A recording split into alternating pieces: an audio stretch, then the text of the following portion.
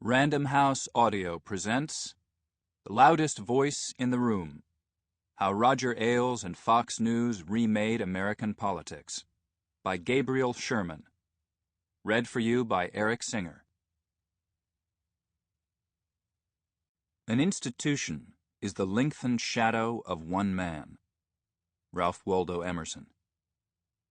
Television rarely, if ever, tells the whole story. Roger Ailes. Prologue. The most powerful man in the world. On the evening of December 7th, 2011, Roger Ailes found himself in enemy territory, mingling with journalists in the East Room of the White House at a holiday party hosted by the Obama administration. As the chairman and CEO of Fox News, Ailes was effectively the most powerful opposition figure in the country, with a wide swath of the Republican establishment on his payroll. The reception was studded with East Coast news anchors, Ivy League journalists, and Democrats.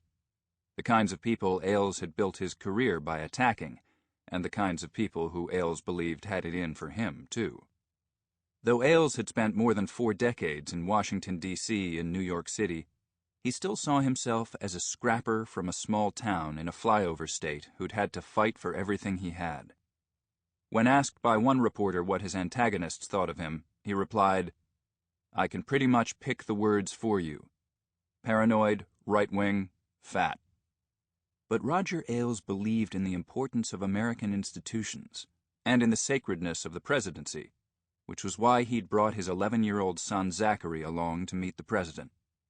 And the White House was a place where Ailes had long been comfortable. He'd been going there since he was a 28-year-old television advisor who'd helped Richard Nixon become president by making the famously stiff, dour man seem warmer and more human on screen. Ailes and Nixon met in Philadelphia in January 1968. Nixon, about to embark on his second presidential campaign, was in town to appear on The Mike Douglas Show, an afternoon variety program watched by 7 million housewives across America.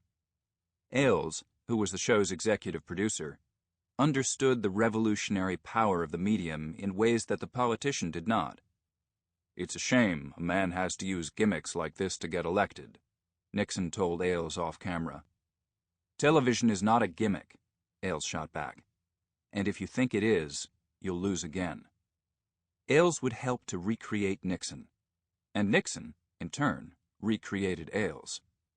"I never had a political thought," Ailes recalled, "until they asked me to join the Richard Nixon presidential campaign." He imbibed Nixon's worldview, learning how to connect to the many Americans who felt left behind by the upheavals of the 1960s, an insight Ailes would deploy for political advantage, and later, at Fox News, for record ratings and profits. Roger was born for television. The growth of television paralleled his whole life, said the journalist Joe McGinnis, whose landmark book about the 1968 election, The Selling of the President, turned Ailes into a star political operative. As a pugnacious television advisor to Presidents Nixon, Ronald Reagan, and George H.W. Bush, and then as the progenitor of Fox News, Ailes remade both American politics and media. More than anyone of his generation, he helped transform politics into mass entertainment, monetizing the politics while making entertainment a potent organizing force. "Politics is power, and communications is power," he said after the 1968 election. Through Fox, Ailes helped polarize the American electorate, drawing sharp with us or against us lines, demonizing foes, preaching against compromise. At the prescribed time, Ailes hobbled with Zachary to the rope line to see the president. At 71, his body was failing him. The proximate problem was arthritis, but it was his hemophilia that had accelerated it. He had suffered from the debilitating condition since he was a little boy. Over time, the disease caused blood to pool in his knees, hips, and ankles. Though the swelling ravaged his joints, he was stoic about the problem. On occasion, he'd sit through a meeting, his shoe filling up with blood from a cut. His pain became a kind of badge. "The difference between pros and amateurs is that pros play hurt," he once said. Ailes displayed a certain fatalism, perhaps a result of his medical history. A couple of weeks before his 30th birthday, he told a reporter, "Most people think I'll be dead before I'm 35.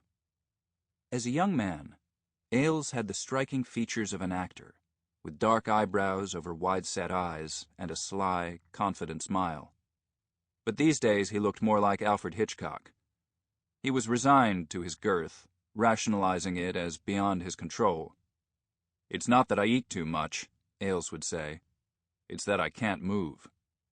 Which wasn't strictly true. During the 1988 presidential campaign, when his weight was ballooning, colleagues observed Ailes inhaling Haagen-Dazs ice cream. At rare moments, Ailes expressed vulnerability about his body image. "Photo editors are sadistic bastards," he told a journalist around this time. "And photographers always make me look heavy."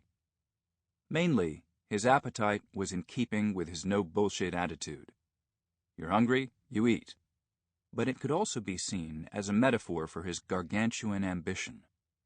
"I'm never going to be one of those $25,000 a year guys," he'd vowed at the outset of his career. He also knew what this goal might cost him. "I think I'll lead an unhappy life, in terms of what most people consider personal happiness," he said.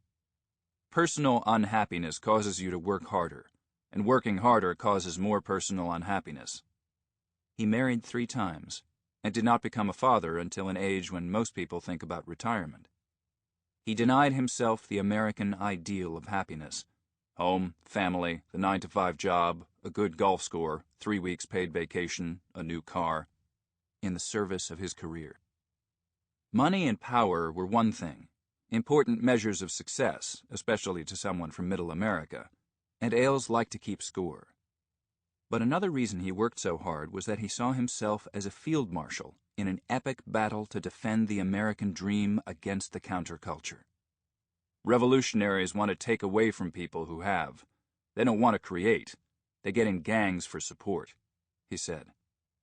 All of his tactical genius as a political consultant, dismembering Michael Dukakis as soft on crime in the service of George H.W. Bush, for one, was driven by his urge to defeat them. Fox News itself, immensely profitable business though it was a continuation of his politics by other means. "A lot of the time, Roger sees himself as holding back the tide, and a lot of the hysteria around him is people thinking he might be able to," said David Rhodes, who spent 12 years working at Fox and in 2011 became the president of CBS News. For Ailes, Obama's meteoric ascent onto the national stage was yet another triumph of the counterculture and the liberal news media. "People need to be reminded," Ailes told Fox News executives around the time Obama declared his candidacy. "This guy never had a job. He's a community organizer."